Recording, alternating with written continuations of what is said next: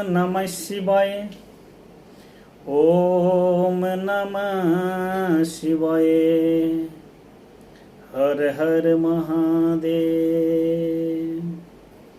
प्रेम से बोलिए पार्वती पते नमः। ओम नमः शिवाय। प्रेम से बोलिए वृंदावन बिहारी लाल की जय। बोलिए मोर मुकुट बंसी वाले की जय। बोलिए सांवरे सरकार की जय। बोलिए लखदाता की जय। जय जय श्री राधे, जय जय श्री राधे, जय जय श्री राधे। बोलिए वृंदावन बिहारी लाल की जय। ये भजन मैं जो गाने जा रहा हूं, ये कोई भजन ही नहीं है, एक सत्य घटना है। एक समय एक लड़की अपनी माता पिता के साथ वृंदावन जाया करती है। श्री कृष्ण की मूर्ति पर जल चढ़ाया करती है, प्रसाद चढ़ाया करती है। धीरे धीरे उस लड़की को प्रेम विश्वास श्री कृष्ण के ऊपर लग जाता है, श्री कृष्ण में लग जाता है, अपने प्रभु में लग जाता है। ऐसा ही वो लड़की आती है जाती है माँ बाप के साथ में वृंदावन। समय की चक्र चलता रहता है। एक समय आता है कि वो लड़की भी बड़ी हो जाती है, फिर भी वो अपनी माता पिता के साथ वृंदावन जाती है। समय के अनुसार वो बड़ी हो जाती है, माता पिता उसका शादी ब्याह कर देते हैं, फिर भी वो लड़की वृंदावन जाती रहती है। उसके बाल बच्चे हो जाते हैं, फिर भी वो लड़की वृंदावन जाती रहती है। उस लड़की को, उस औरत को नाती पोते हो जाते हैं, फिर भी वो औरत वृंदावन जाती रहती है। उसका प्रभु में एक अथाह प्रेम हो गया था। वो कहीं भी रुक नहीं पाती, प्रभु के दर्शन के लिए वृंदावन जाती ही रहती। उसके बच्चे के शादी ब्याह हो गए, फिर भी औरत वृंदावन जाती रहती है। एक समय ऐसा आता है कि औरत बुढ़ी हो गई। आप जानते हैं कि बुढ़ापा ऐसा कड़वा सत्य है कि इसको हर एक इंसान को स्वीकार करना पड़ता है। चाहे राजा हो रंक हो, उसको भी बूढ़ा होना है। गरीब हो अमीर हो, उसको भी बूढ़ा होना है। औरत हो मर्द हो, सबको बूढ़ा होना है। इससे किसी को बचना नहीं है, कोई बच नहीं सकता। एक प्रभु का गजब का उपहार है सबके लिए, सब मनो सब इंसान के लिए, कि इससे होकर के सबको गुजरना है। जब वो औरत बुढ़ापा में आखिरी बार जाती है वृंदावन, तो उसको एक ख्याल आता है, सोच आता है कि हो सके मैं अगली बार वृंदावन आऊं या ना आऊं, क्योंकि मेरे भी अब हाथ पैर काम करना बंद कर दिए हैं। आंखें से उतना दिखना भी बंद हो गया, सुनना भी कम हो गया। तो क्यों ना मैं प्रभु श्री कृष्ण की, अपनी कन्हैया के, अपनी लला की एक मूर्ति खरीद लूं और लेते चलूं, इन्हीं को उधर दर्शन किया करूंगी। वो औरत अपने प्रभु की, अपनी श्री कृष्ण की, अपनी लला की, अपनी कन्हैया की एक पीतल की मूर्ति खरीद लेती है और अपने घर लेकर आती है। उस मूर्ति को सुबह शाम पूजा पाठ करती है, सुबह कपड़ा बदलती है, श्रृंगार करती है, भोग लगाती है, ऐसे अपने बच्चे जैसा प्रेम करती है। उसको लाला बोलती भी है, कन्हैया बोलती भी है। प्रभु का भी प्यार मोहब्बत उस औरत के साथ हो जाता है। तो वो औरत प्रभु से क्या बोलती है और उस औरत को उसके जिंदगी में कैसा घटना घटता है, सुनिए। कि भगत के बस में है भगवान, भगत के बस में है भगवान, हो भगत के बस में है भगवान। भक्त बिना ये कुछ भी नहीं है, भक्त बिना ये कुछ भी नहीं है, भक्त बिना ये कुछ भी नहीं है। भक्त है इसकी जान, भगत के बस में है भगवान, भगत के बस में है भगवान। भगत मुरली वाले की रोज वृंदावन डोले, कृष्ण को लल्ला समझे, कृष्ण को लल्ला बोले, कृष्ण को लल्ला समझे, कृष्ण को लल्ला बोले। श्याम के प्यार में पागल हुई वो श्याम दीवानी, अगर भजनों में लागे छोड़ दे दाना पानी, अगर भजनों में लागे छोड़ दे दाना पानी। प्यार करने वो लागी, प्यार करने वो लागी उससे अपने पुत्र समान। भगत के बस में है भगवान, भगत के बस में है भगवान।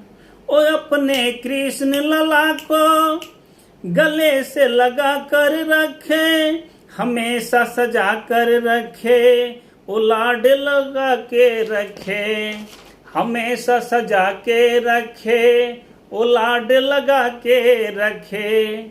ओ दिन में भाग कर देखे, रात में जाग कर देखे, कभी अपने कमरे से शाम के झांक कर देखे, कभी अपने कमरे से शाम को झांक कर देखे। अपनी जान से ज्यादा रखती, अपनी जान से ज्यादा रखती, अपने लला का ध्यान। भगत के बस में है भगवान, भगत के बस में है भगवान, भगत के बस में है भगवान।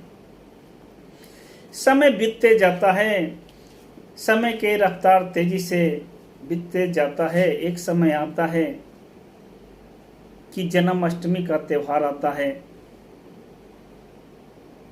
हर एक जन्माष्टमी का वो माता, वो औरत, वो बूढ़ी औरत अपने प्रभु की, अपनी लाला को, अपनी कन्हैया को सुबह नहला धुला करके, भोग लगा करके, पूजा पाठ करके पलने पर बिठा दिया करती थी।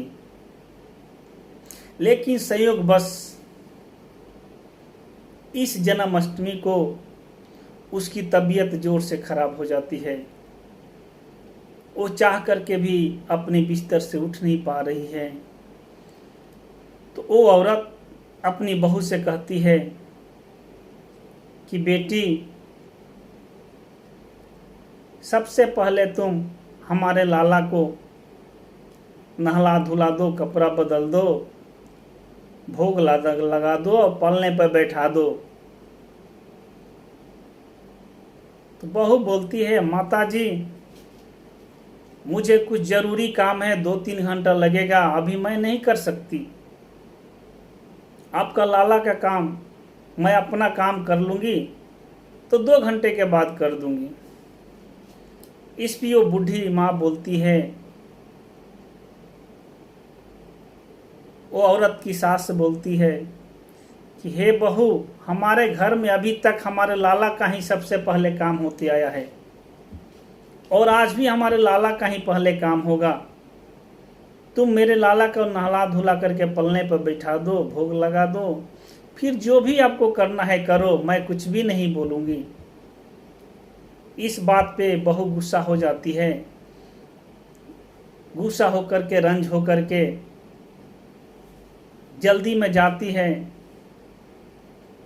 और उस लाला को, उस कन्हैया को एक पीतल की मूर्ति समझ करके झटके से उठाती है। संयोगवश मूर्ति झटके से गिर जाता है, हाथ से छूट जाता है, नीचे गिर जाता है। जैसे ही मूर्ति गिरता है, उस माँ के सीना से दर्द आ जाती है। हाय, क्या हुआ मेरे लाला को, मेरे लाला कैसे गिर गया। क्या बोलती है वो बूढ़ी औरत, बूढ़ी माता, सुनिए। ओ लाला लाला पुकारे, है क्या जुल्म हुआ रे, बुढ़ापा बिगड़ गया जी, लाल मेरे कैसे गिरा रे, बुढ़ापा बिगड़ गया जी, लाल मेरे कैसे गिरा रे। वो औरत अपने लड़का को बुलाती है और अपने लड़का को बुला कर बोलती है कि हे बेटा, मेरे लाला गिर गए, मेरे कन्हैया गिर गए, उनको बहुत चोट लग गया, उनको बहुत दर्द हो रहा है, तुम जाओ किसी डॉक्टर को बुला कर लाओ, मेरे लाला को इलाज करो। ये बात सुन करके लड़का भी माँ पे रंज हो जाता है, गुस्सा हो जाता है। माँ क्या बोलती है, जाओ डॉक्टर को लाओ, लला को हाल दिखाओ, अगर इसको कुछ हो गया मुझे भी मार गिराओ, अगर इसको कुछ हो गया मुझे भी मार गिराओ। रोते रोते पागल हो गई, रोते रोते पागल हो गई, घर वाले परेशान, भगत के बस में है भगवान, भगत के बस में है भगवान, भगत के बस में है भगवान। लड़का जब माँ को ये बात सुनता है तो लड़का बोलता है कि हे माँ, ये पीतल की मूर्ति है, गिरने से इसको कुछ नहीं होता, चोट नहीं लगता, कुछ भी नहीं होता माता, तुम मत घबराओ, मूर्ति को चोट नहीं लगा है। लेकिन वो माता, वो औरत सुनने को तैयार ही नहीं है। बोलती है कि तुम जाओ मेरे लाला के लिए डॉक्टर बुला कर लाओ, लाला को मेरा चेक कराओ, मेरा लल्ला दुखी है, उसको चोट लग गया। लेकिन वो लड़का नहीं समझ पाता है, अपनी माँ से तू में करता है, माँ से झगड़ जाता है, नोका झोंकी करता है और बोलता है कि तुम पागल हो गई है, पीतल की मूर्ति को भला क्या हो सकता है। इस नोका झोंकी देख करके, हाला गुली सुन करके आसपास के पड़ोसी भी इकट्ठा हो गए। बेटे से पूछते हैं क्या हो गया आपकी माँ को। बेटे बोलता है कि मेरी माँ पागल हो गई है, एक पीतल की मूर्ति को गिर जाने से बोलती है कि डॉक्टर बुला कर लाओ, मेरे लाला को इलाज कराओ, चेकअप कराओ, दिखाओ, ये पागल हो गई है, मैं क्या करूँ। उस पड़ोसियों में एक बुजुर्ग थे, एक समझदार आदमी था, उसके लड़के को बुलाया अपने पास, एकांत में बुला करके बोला कि अपने घर में झगड़ा करने, लफड़ा करने, माँ से रंज होने से भी तो अच्छा है, मुहल्ले में बहुत सारे डॉक्टर हैं, किसी को जाओ बुला लाओ, कोई आकर के बोल देगा कि माता आपकी लाला का तबीयत खराब नहीं है, कुछ भी नहीं हुआ, वो मान जाएगी, मान करके सही हो जाएगी। लड़का बोलता है कि ठीक है, लड़का समझ गया, जाकर किसी डॉक्टर के बुलाने की कोशिश करता है। लड़का बहुत सारे डॉक्टर के पास जाता है, लेकिन कोई भी ऐसा केस लेने को तैयार नहीं होता है। सब डॉक्टर सुन सुन करके मजाक में रख देते हैं कि मैं नहीं जाऊंगा, मैं नहीं जाऊंगा। अंत में लड़का एक डॉक्टर के पास जाकर के बहुत विनती करता है, बहुत गुजारिश करता है, उसको मनाता है, बोलता है कि डॉक्टर साहब एक बार थोड़े टाइम के लिए मेरे घर चलिए, मेरे माँ को केवल बोल दीजिए कुछ नहीं हुआ है। मैं आपको 2 गुनी 3 गुनी 4 गुनी फीस दूंगी। ऐसे बोलने के बाद एक डॉक्टर फीस की लालच में आकर के, पैसे की लालच में आकर के कन्हैया को देखने के लिए चले आता है, यानी कि वो पित्तल की मूर्ति को देखने के लिए चला आता है। अपना बीफ केस उठाता है और माता के घर में आ जाता है। जैसे माता के घर में आता है तो डॉक्टर कन्हैया की मूर्ति की, पित्तल की मूर्ति को कभी पेट पे हाथ रखता है, कभी सीने पे हाथ रखता है, कभी माथे पे हाथ रखता है। अब बोलता है कि माता कुछ नहीं हुआ, तुम्हारे लाला ठीक है। क्या बोलता है डॉक्टर सुने। नबज को टटोल के बोले, ए तेरा लाल सही है, कसम खा के कहता हूँ कोई तकलीफ नहीं है। ओ माथा देख कर बोले, ए तेरा लाल सही है, माई चिंता मत करियो कोई तकलीफ नहीं है। माई चिंता मत करियो कोई तकलीफ नहीं है। लेकिन उसकी बातें पर माँ को संतुष्टि नहीं मिलता है। माँ ने परेशान होकर के डॉक्टर से बोलती है कि हे डॉक्टर, तुम अपनी बीफ केस से उस मशीन को निकालो जिसको तुम एक सिरा अपने कान में लगाते हो और दूसरा सिरा सीने पर लगाते हो। उस मशीन से चेक करो कि मेरे लाला का क्या हुआ है। डॉक्टर भी मजबूर था, बुढ़िया माँ को कहना उसको मानना ही था। वो डॉक्टर अपना ब्रीफ केस खोलता है, उसमें से आला निकालता है, उसका एक सिरा अपने कान में लगाता है, दूसरा उस कन्हैया को उस मूर्ति के, पित्तल के मूर्ति के सीने पर लगाता है। तो क्या देखता है कि मूर्ति का सीना धड़क रहा है, वो कन्हैया का सीना धड़क रहा है। एक बार नहीं 10 बार लगाया। जब वो धड़कन देखता है, डॉक्टर का होशो हवा से गुम हो गया। उसका सब पढ़ाई लिखाई वहीं पे समाप्त हो जाता है। आश्चर्य में पड़ जाता है और क्या बोलता है सुने।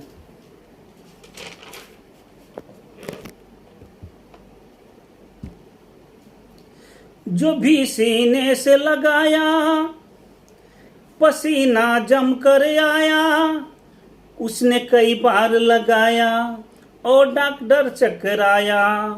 उसने कई बार लगाया और डॉक्टर चकराया। धड़क रहा सीने लाला का, धड़क रहा सीने लाला का, मूर्ति में थे प्राण भगत के बस में है भगवान, भगत के बस में है भगवान। और डॉक्टर ने जब ये नजारा देखा तो उसका माथा ही घूम गया। वहीं पे अपना ब्रीफ को छोड़ करके, आला छोड़ करके डॉक्टर वहां से चल दिया, जाने लगा। ये देख करके बुढ़िया माता बोलती है कि ए डॉक्टर, कहाँ जा रहे हो?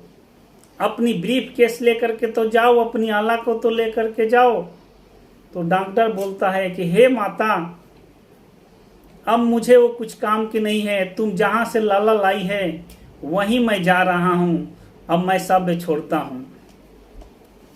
डॉक्टर बोलता है, देख तेरे लाला की माया, बड़ा घबरा रहा हूं। जहां से तू लाला लाई वहीं पे जा रहा हूं। जहां से तू लाला लाई वहीं पे जा रहा हूं। लाल तेरा जुग जुग जिए, बड़ा एहसान किया है। आज से सारा जीवन इसी के नाम किया है, आज से सारा जीवन इसी के नाम किया है। और डॉक्टर ने उस बुढ़िया माई के बेटे को बुला करके बोला, क्या बोलता है सुनिए। बनवारी तेरी माँ नहीं पागल, बनवारी तेरी माँ नहीं पागल, पागल सारा जहां भगत के बस में है भगवान, भगत के बस में है भगवान, भगत के बस में है भगवान। भक्त बिना ये कुछ भी नहीं है, भक्त बिना ये कुछ भी नहीं है। भक्त है इसकी जान, भगत के बस में है भगवान, भगत के बस में है भगवान, भगत के बस में है भगवान। राधे राधे राधे राधे, जय श्री कृष्ण।